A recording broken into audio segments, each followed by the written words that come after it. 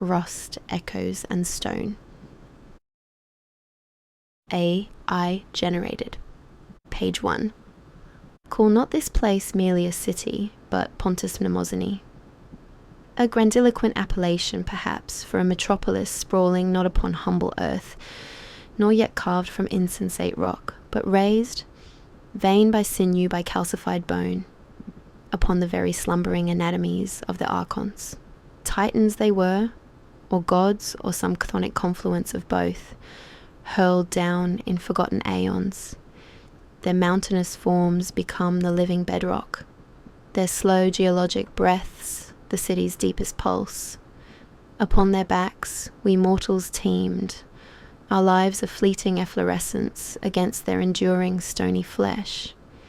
Here, in this labyrinth of ossified giants, memory itself was the marrow, the most vital ichor, not the flimsy recollections of men, mind you, but potent distilled memoria, harvested like rare spice by the omnipotent memory guild, bottled in shimmering phials, and traded as the coin of the realm. With these bottled ghosts, one might purchase bread, or oblivion, or the fleeting warmth of a love felt second-hand. Yet a creeping disharmony now vexed this precarious existence, a blight insidious and inexorable, known only as the rust.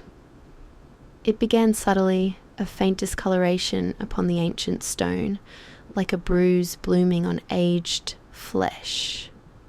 But this was no common oxidation, it was a petrifying malady, born, the whispers claimed, from the guild's increasingly rapacious delving into the Archons themselves, siphoning not just the ambient mnemonic echoes, but the very core sentience of the Titans. Where the rust took hold, the living stone grew brittle, flesh turned to friable statue, and the very air thickened with a silent, suffocating decay. It spread outwards from the districts built closest to the guild's deepest extraction points, a leprous frontier advancing upon the city's heart. Amidst this grand theatre of borrowed lives and encroaching dissolution moved Ren, a blank, an anomaly in a city drowning in remembrance. For Ren possessed no anchor to yesterday, no tapestry of personal history beyond the waking dawn. Each sunrise found his past a scoured slate, his identity rebuilt from fleeting instinct and the harsh necessities of the present moment. Thus he lived as a wraith in the city's umbral folds, a filcher of memories, not for sentimental knowledge, but for bare subsistence.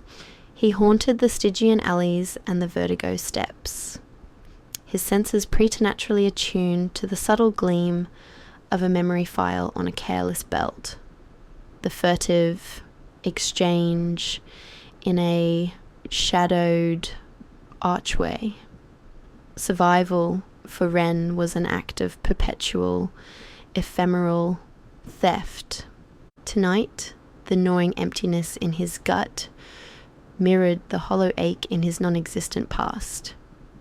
Below, in the ochre straits, a district already succumbing to the rust's morbid artistry, where balustrades crumbled like dried clay, and gargoyles wept stony tears. A lone figure hurried through the encroaching gloom. A guild courier, judging by the satchel's sigil lock and the man's palpable trepidation, and dangling from his wrist, secured by a simple leather thong, pulsed a file of uncommon brilliance. Not the mundane blue of common recollections, nor the muddy green of labour memories, but a vibrant sun-gold luminescence that spoke of value, perhaps even of danger. A historian's curated moment, an artisan's inspiration, or something rarer still. For Ren, it mattered only that it shone bright enough to promise a week's worth of forgetting his hunger. Swift as a breath, held and released, he melted from the crumbling eaves, a shadow detaching itself from stone, his course set towards that single golden spark against the encroaching rust. Page 2. He descended like falling soot, silent upon the fractured pavement where the rust had gnawed intricate, lace-like patterns into the flagstones.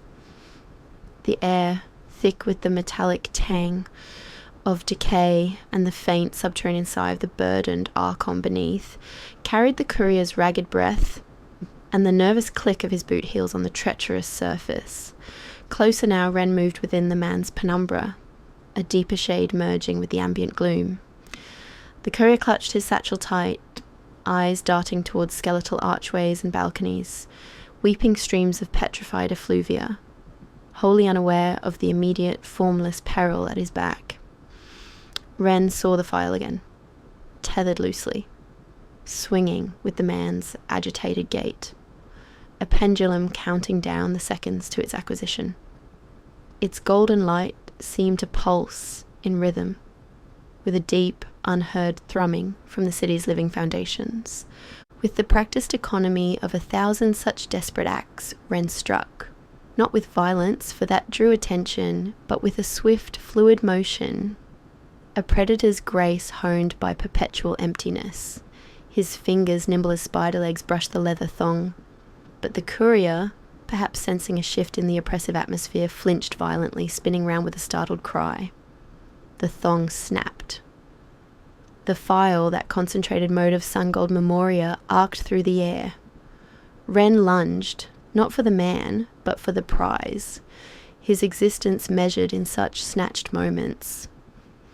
His fingers closed around the smooth, cool glass, a surge of desperate triumph flooding the void, where memory should reside.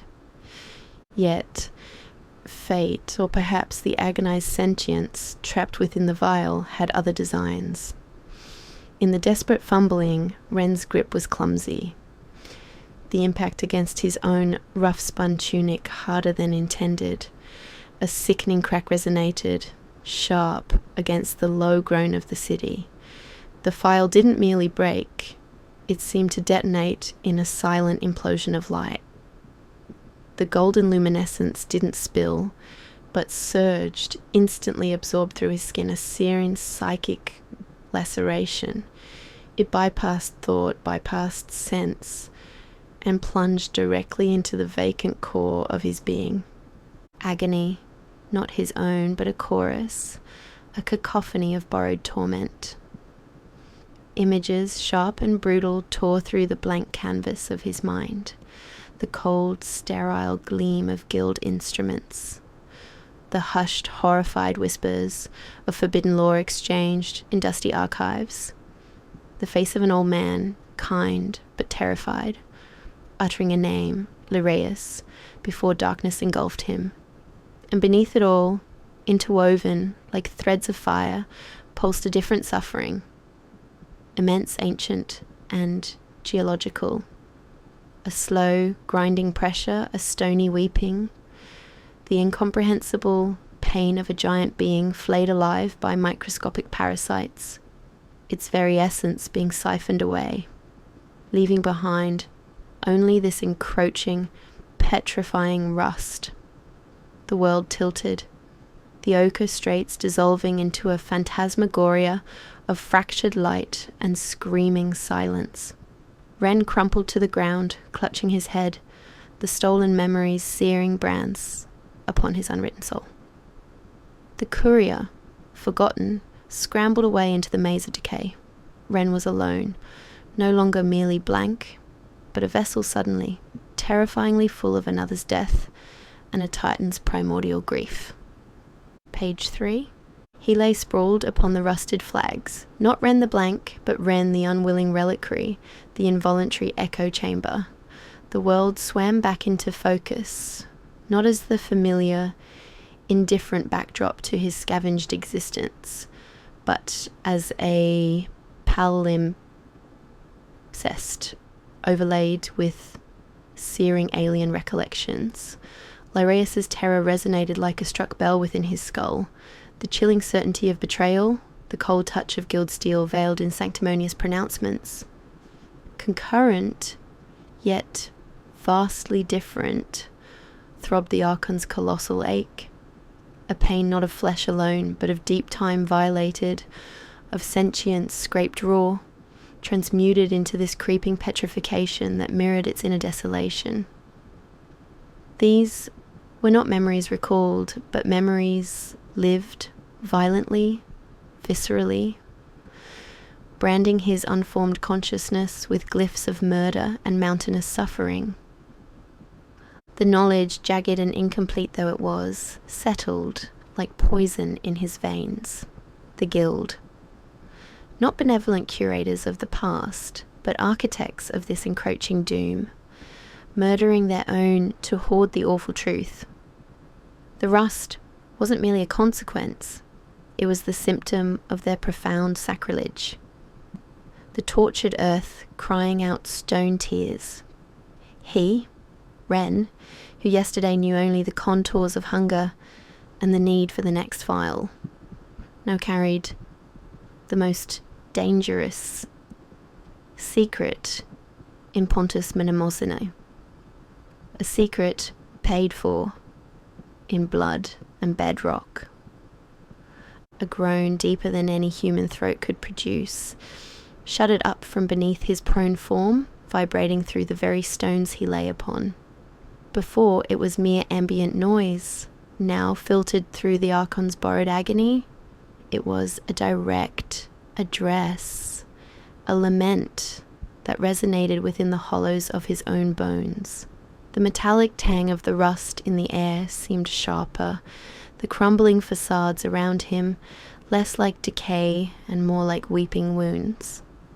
He was inextricably linked now to the city's slow dying. Then a flicker, not of memory but of motion, high above, silhouetted against the bruised twilight sky filtering through the gaps. Between titanic ribs of Archon bone, a figure stood upon a precarious cornice, still as a gargoyle, yet radiating an intensity that pricked at Ren's heightened senses. Was it the courier returning? Guild retribution already dispatched? No, this presence felt different, older, somehow, and freighted with a peculiar gravity. There was a faint, almost imperceptible shimmering around the figure, like heat rising from scorched metal, even in the chill air. A glint of dark burnished material caught the last light. The watcher made no move, yet their stillness was more menacing than any pursuit. Instinct, that primal compass of the blank, screamed louder than the phantom agonies. Danger. Not just the ephemeral danger of capture, but the absolute finality Lyraios had faced.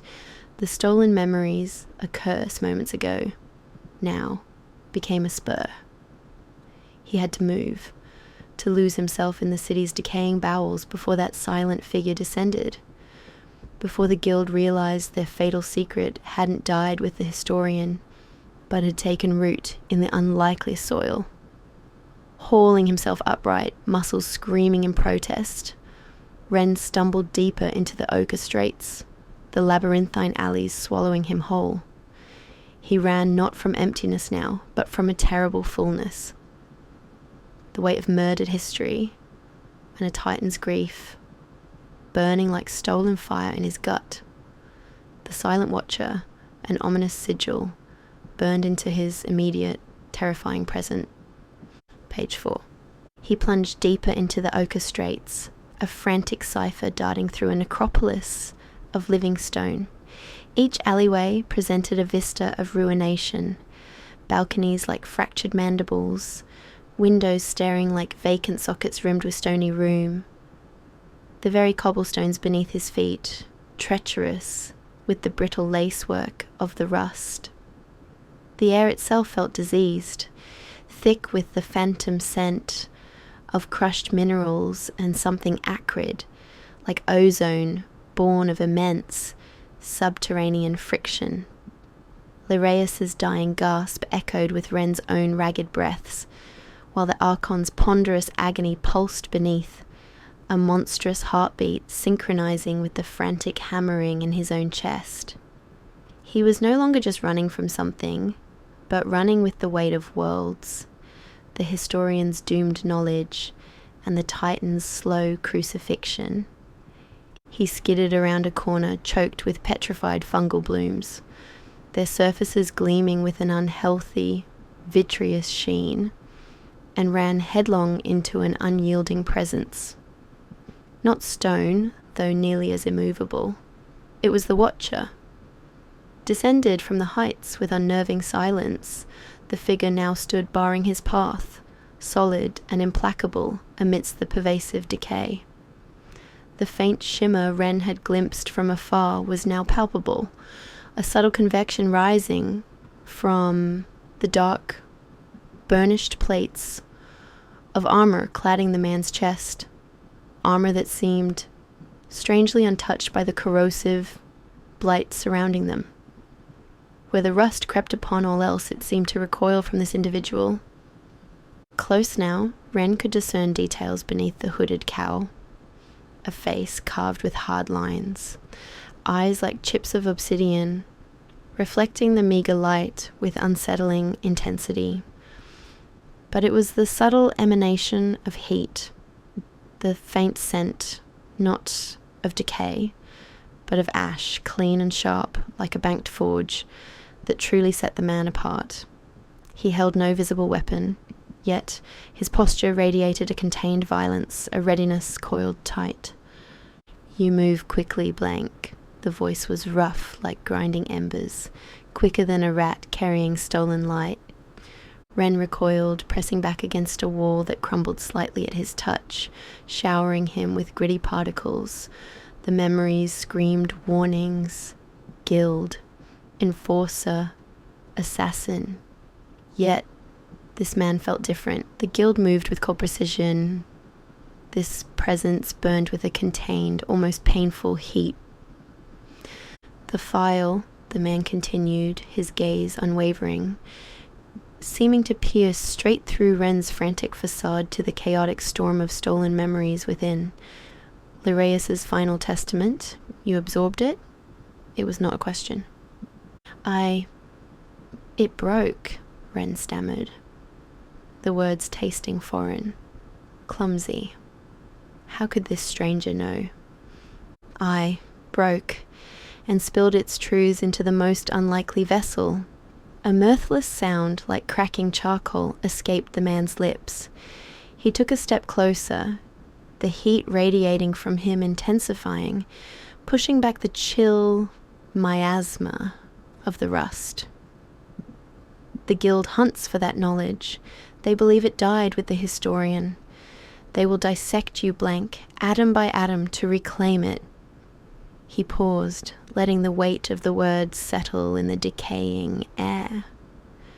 "But perhaps that vessel can yet serve a purpose other than being rendered down for parts." Ren stared, caught between the immediate threat of this burning man and the larger, colder menace of the guild. The Archon beneath groaned again, a tremor shaking the ground, a resonant confirmation of the terrible secrets now lodged within him. The path ahead, which had always been a simple, linear scramble for survival, had just fractured into 1,000 perilous directions, and standing at the crossroads, radiating heat against the encroaching cold, was this ash-scented anomaly, offering not sanctuary perhaps, but a different, more dangerous kind of fire. Page 5. Ren stared, the cacophony of Lyraius's dread and the Archon's deep thrum of agony swirling within him, making the stranger's heated presence both a threat and, paradoxically, a shield against the encroaching chill of the rust. Who are you?" The question rasped out, torn from a throat accustomed only to the silence of emptiness or the short cries of exertion. "Why aren't you consumed?" He gestured vaguely at the leprous stone surrounding them, the very air thick with its desiccation. The man inclined his cowled head slightly, the movement precise, economical. They call me Kaelin. Once I served the very guild that now hunts the echoes in your skull. A flicker of something ancient and bitter crossed his features, like the memory of fire on scarred wood. As for this creeping dissolution, he tapped the burnished breastplate covering his heart, the source of that uncanny calefaction. Let us say I met the rust intimately and paid a steep price for survival. Where my own faltering heart once beat, there is now only enchanted ash, ever burning, ever consuming. It holds the blight at bay, yes, but it devours me from within. Borrowed time, blank, etched in embers. Borrowed time. The phrase resonated with the stolen memories of Lyraeus, whose own time had been brutally curtailed. It echoed too in the slow geologic suffering of the Archon, its very existence being mortgaged against the city's fleeting comforts. Here stood another creature bound by consequence, a living testament to the toxic symbiosis of Pontus Mnemosyne. The guild, Kaelin continued, his voice dropping lower, cutting through the ambient groan of the city. They are meticulous. They will find you. They possess listeners who can sift memories from the very stones. Trackers who can scent a stray thought on the wind. Alone, you are merely a ghost already fading. He took another step, the heat pulsing outwards. But Lyraeus, he knew how deep the rot goes, where the primary conduits lie. Perhaps even who profits most from this slow murder of the world's foundations. That knowledge, rattling within your unwritten mind, is a weapon. He paused, letting the implication hang heavy as the rust-laden air. I possess the resilience to walk through this decay, perhaps even to reach its heart. You possess the map, fragmented though it may be, a tenuous pact, perhaps. Your guidance through the labyrinth of Lyraeus's final thoughts, in exchange for my protection from the inevitable pursuit. Together we might expose the corruption, force a reckoning. Apart, you are prey, and my borrowed time burns down to pointless dust. Ren looked from Kaelin's burning core to the crumbling city around him, felt the twin agonies, human and titanic, writhing inside. The guild meant dissection, oblivion. Kaelin offered something else. Not safety, perhaps not even survival, but a path, however perilous. A direction when moments ago there was only flight into encroaching petrification.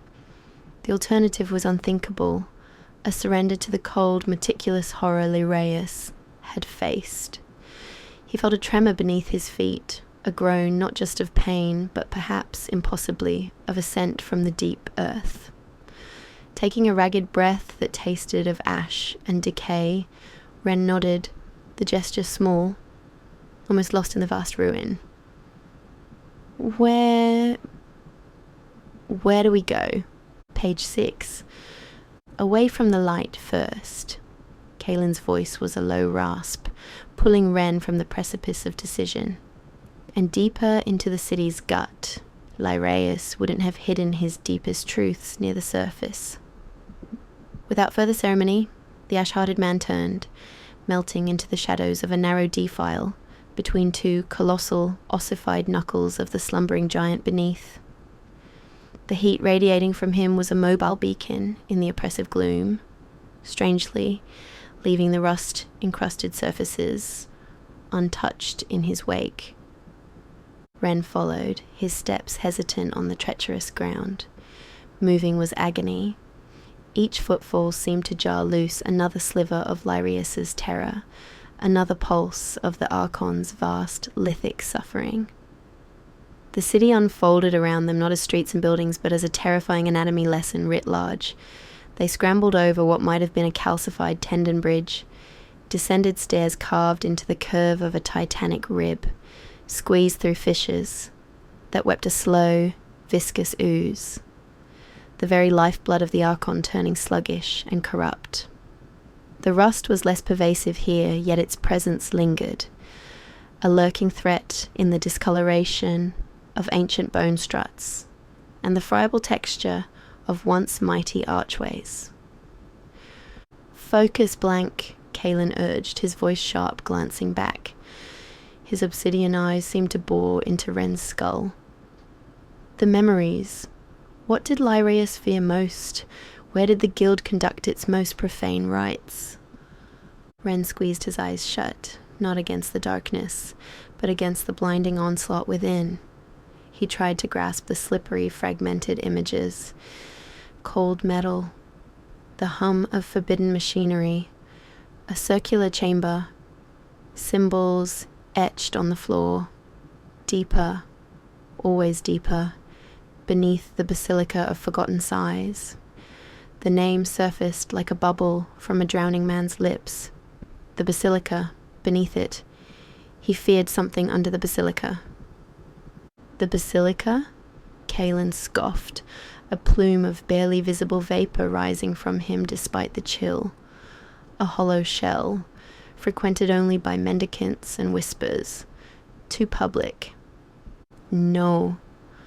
Under it, Ren insisted, pressing his temples as a wave of nausea washed over him, accompanied by the chillingly clear image of Lyraeus frantically concealing a data slate behind a loose stone block. Catacombs? Tunnels?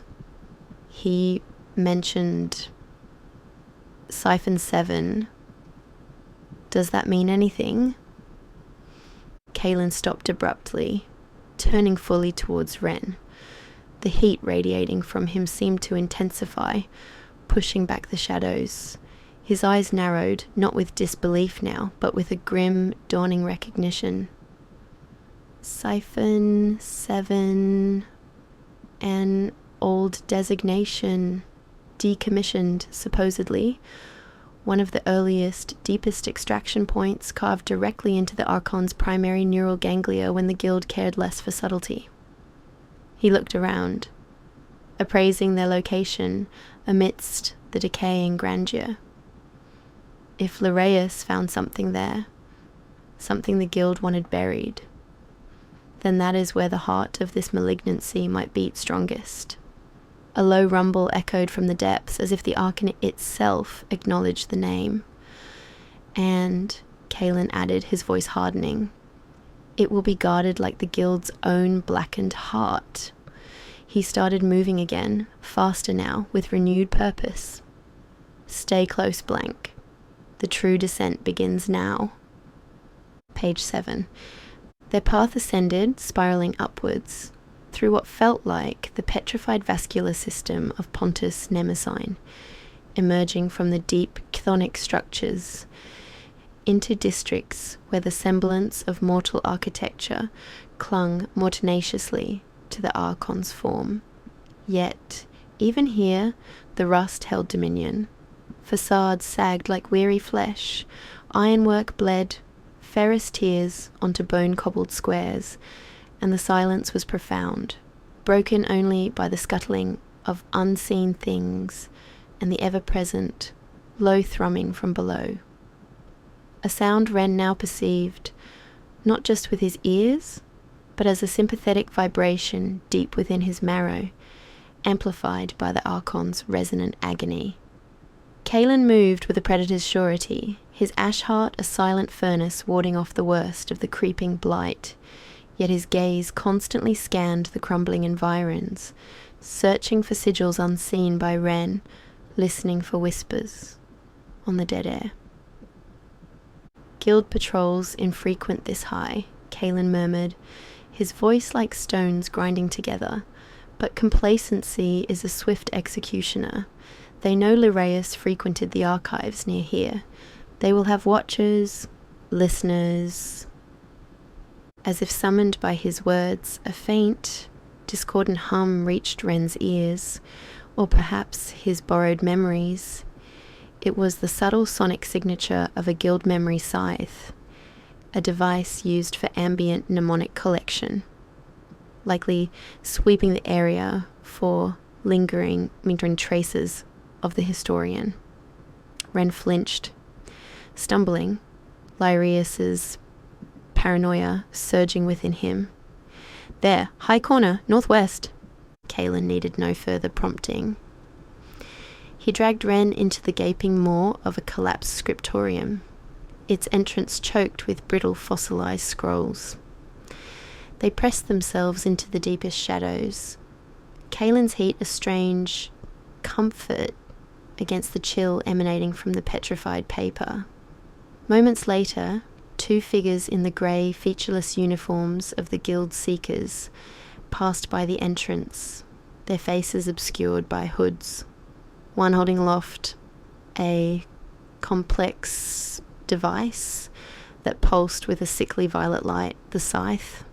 They paused, the device's hum fluctuating slightly, then moved on, oblivious to the stolen secret crouched mere feet away. Once they were gone, Kaelin pushed away from the wall. Your borrowed ghost serves us well, blank. Now, the Basilica. The Basilica of Forgotten Sighs loomed ahead, a skeletal masterpiece of decay. Once, perhaps, a place of reverence, its spires now resembled broken fingers clawing at the perpetually overcast sky. Great stained glass windows were shattered, replaced by the opaque, diseased bloom of the rust. They skirted the main structure, heading towards the crumbling rear apse, guided by another fragmented image surfacing in Ren's mind. Lyraeus, cloaked and hurried, tracing a pattern on the flagstones near a disused, algae-choked font. Ren knelt, the cold stone biting through his thin trousers, tracing the faint outline Lyraeus's memory provided.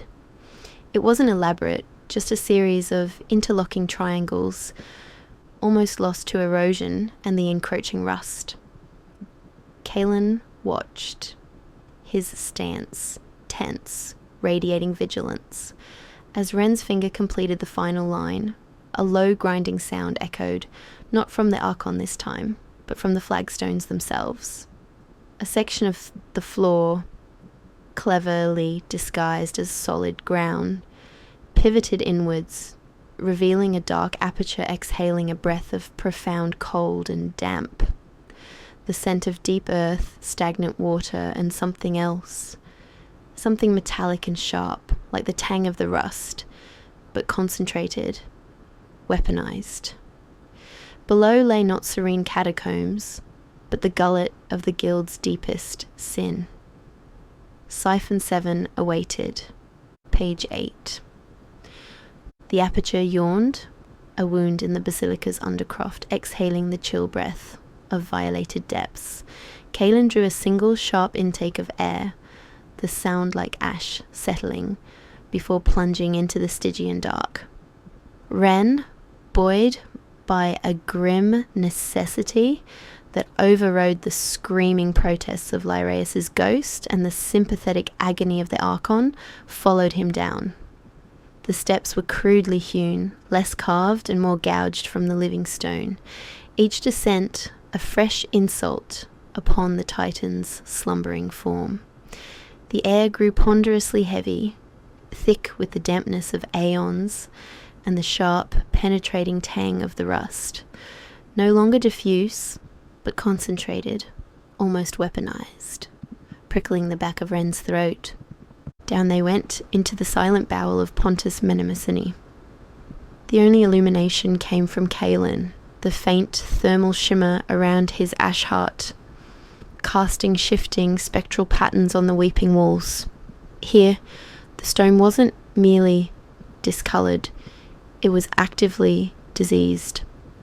Virulent strains of the rust pulsed with a faint, internal luminescence, like phosphorescent cancers blooming in the dark.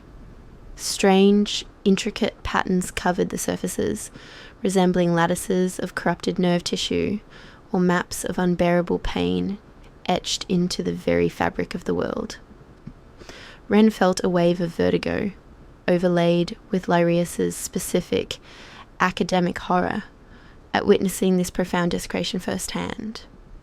Careful, Kaelin's voice was a bare whisper, yet it echoed unnaturally in the confined space. He pointed a gauntleted finger towards a faded glyph on the wall, barely visible beneath a crust of ochre blight. Old guild warning sigil, proximity, alerts, tripwires keyed to mnemonic signatures, long disused perhaps, but perhaps not. His vigilance was absolute, a counterpoint to the inferno consuming him from within. Deeper still.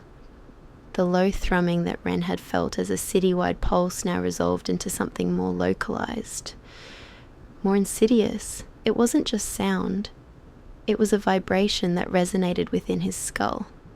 A nauseating, subsonic hum interwoven with a high-pitched keen that scraped along the edges of hearing. The psychic signature of the siphon itself. Ren realized with dawning horror. This was the sound of memory, of sentience being violently torn free. The Archon's pain surged within him, no longer a dull ache but a sharp piercing violation directed here, focused on this subterranean node of torment. He staggered, clutching his head, Lyrius's desperate notes flooding his mind. Uncontrolled resonance, feedback loop, accelerating petrification. The rust is not byproduct, but primary effect. They emerged from the narrow stairwell into a vast cavern, unnaturally symmetrical. The air hummed with contained energy. In the centre, bathed in the sickly violet light Ren recognized from the Seeker's scythe, stood the siphon. It was a monstrous apparatus of tarnished brass, crystalline conduits, and dark, pulsating metal fused directly into the cavern floor, into the very substance of the Archon.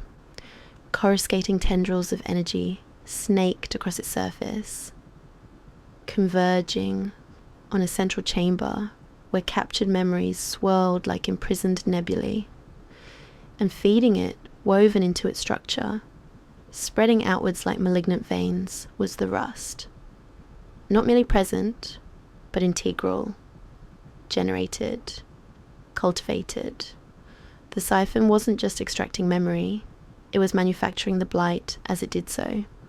Lyrius's final terrible discovery laid bare, and guarding it, standing like obsidian statues amidst the corroding machinery, were two figures clad in the elite black armor of the guild's Praetorian Guard, their presence colder and more final than any decay. Page 9. The Praetorians moved with the chilling synchronicity of automatons wrought from shadow and steel. No words were uttered, their intent resonated colder than the Stygian depths, annihilation. Kaelin met them, not with the clash of metal, but with an eruption of sheer, incandescent will. He became a vortex of heat, the air around him shimmering violently, the ever-burning ash within his core, blazing into a desperate, glorious inferno. The rust coating the cavern floor hissed and retreated from his advance, a tide shrinking from a sudden sun. He slammed into the first guard, his touch not merely striking but searing, armor glowing cherry red upon impact. Yet, the cost was palpable. The light within Kaelin's breastplate pulsed erratically, burning too bright, too fast. His borrowed time was combusting in a final, furious expenditure. While Kaelin bought precious seconds in a whirlwind of scorching defense and agonized effort, Ren, staggering under the psychic tsunami emanating from the siphon, found focus in the storm. Lyrius's knowledge, ignited by the Archon's raw agony, coalesced into a single point of clarity. A pulsing crystal conduit, inadequately shielded, low on the machine's flank, the primary regulator, Lyrius had theorized, vulnerable to mnemonic overload. It was madness, a suicidal convergence. To channel the undiluted pain of a dying god and a murdered man directly into the heart of the soul engine. With a cry that was part Ren, part Lyraeus, part the groaning titan beneath, he lunged past the melee. Kalen roared, intercepting the second guard's energy lance with his own forearm, the sickening scent of burning flesh mixing with hot ash. Ren reached the siphon. He slammed his palm against the vibrating crystal conduit. He did not merely touch it, he became the channel. He opened the floodgates of his unwilling mind, pouring the accumulated torment, the crushing weight of aeons, the sharp sting of betrayal, the terror of dissolution, the primal scream of violated sentience, directly into the machine's cold, calculating heart. The siphon shrieked, not a mechanical sound, but a chorus of 1,000,000 stolen voices crying out in unison. The violet light within flared nova bright, then fractured, tendrils of raw memoria lashing outwards like dying nerves. The humming ceased abruptly, plunging the cavern into near silence, broken only by the crackling retreat of the rust on the walls and the ragged gasping from Kalen's direction. The great machine shuddered, groaned, and went dark, a dead husk exhaling a final plume of chilled vapor. The oppressive weight lifted from the air, replaced by a profound, echoing stillness. Ren collapsed, drained but strangely whole, the terrible echoes within him quieting to a bearable murmur, the horrifying clarity of purpose fading into the simple fact of survival. He turned. Kalen lay slumped against the siphon's inert base, the fierce glow in his chest reduced to a faint fading ember, like the last spark in a dying hearth. He met Ren's gaze, a flicker of grim satisfaction in his eyes, before the light winked out entirely, leaving only cooling ash. The second guard lay twisted and broken nearby. The first was a mere scorch mark upon the stone. Silence. The Archon beneath seemed to sigh, a tremor not of pain, but perhaps of relief. The immediate source of the rust, the engine of the city's decay, was broken. Lyraeus' secret was out, carried now not in fragile data, but in the living memory of a former blank. Pontus Mnemosyne still stood upon its slumbering giants, its future uncertain, its reckoning perhaps only postponed. But Ren, no longer empty, stood amidst the wreckage, the echoes of sacrifice, and the weight of stone his newfound, terrible inheritance. The cost of memory had been paid, at least for now, in fire and ash, beneath the silent, witnessing stone.